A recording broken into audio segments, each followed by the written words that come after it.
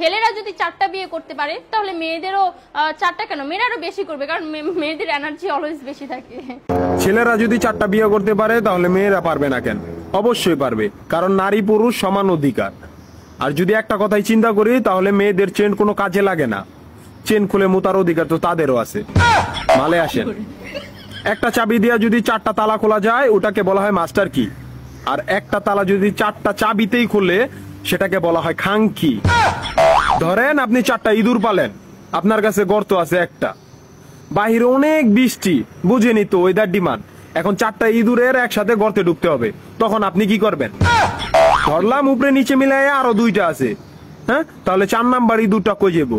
কানের ফুটা দা না নাকের ফুটা দিয়া? হ্যাঁ, তার মধ্যে মাসের মধ্যে 7 দিন থাকে লকডাউন।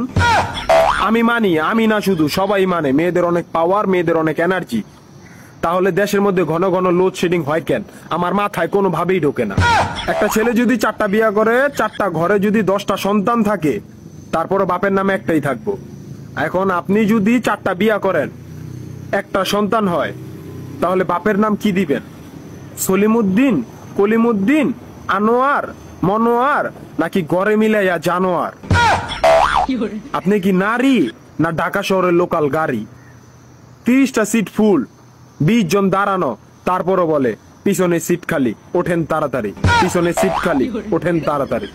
শুধু এই সমস্ত মেয়েদের কারণে পুরা নারী জাতির সম্মানহানি হয়। আমাদের উচিত সিটি কর্পোরেশনের কুত্তা মারার ইনজেকশন দিয়া এদেরকে মেরে ফেলা, যাতে এদের জন্য অন্য কোনো মেয়েদের কেউ খারাপ নজরে না দেখে। মা রানী কোনানকার।